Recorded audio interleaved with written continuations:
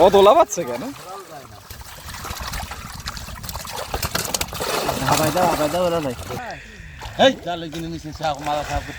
ভেটকিটা নেই ভেটুক দামি মাছ। আসসালামু আলাইকুম। তো সকাল সকাল আমাদের আরেকটা ঘেরে চলে আসলাম। এটা হচ্ছে ঘেরের মেন বাসা আর কি। তো দেখেন এখানে মনে হয় যেন সব শশা গাছ হয়েছে, কিন্তু এগুলো কিন্তু শশা গাছ না। এটা হচ্ছে এই যে ছোটো ছোটো ফল হয়, ফল দেখাইতে পারতাম, আছে নেই। তো যাই হোক, মাছ শাক এখানে আজকে জাল টানা চলতেছে আমাদের। আজকেও 2 কান জাল নেয়া, একটা ওই পুকুরের ভিতরে টানতেছে, একটু পরে যাবো আমরা ওখানে, আর এইখানে আর একটা। তো দেখা যাক, এখনও মাছ সেভাবে হয় নাই, কেমন কি হয়।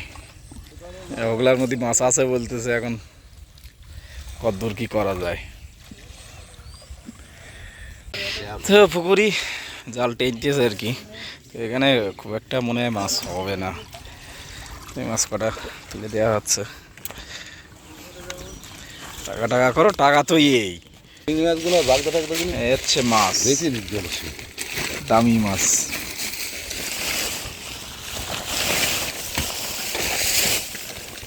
কত করা না, ওই যে লাভ আছে, তাহলে 2-5 কান হবেন মনে হয়। একবার ভাই মাহরুম করবে না মনে হচ্ছে।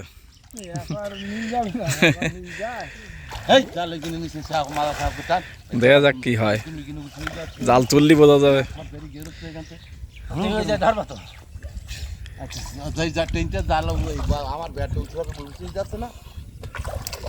যা ডুব মারা তা তো মনে হয় 2-500 হয়ে গিয়ে, 2-500 ডুব তো মারা হয়ে গিয়ে মনে হচ্ছে। দেখিও বড় ভেটকিটা লাভ দেখে এই আসাদুল, এই ভেটকিটা নেই ভেটুক।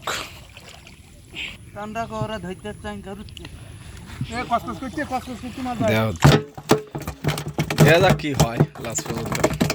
বড় কই দাও। হ্যাঁ, এই একটা ভেটকি চলি গিয়ে।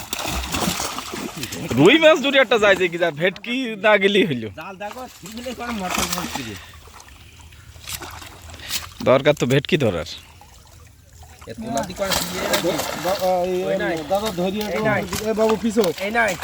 এতে ভেটকি ছিল ভাই, বুঝছো, এই জন্য ভেটকি ছিল।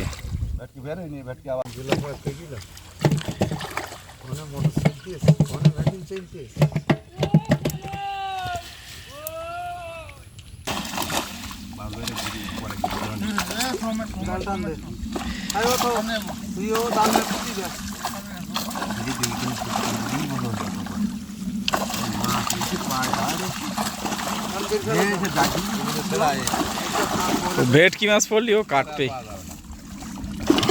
জাল কেটি শেষ। ওটা কি কাতল নাই?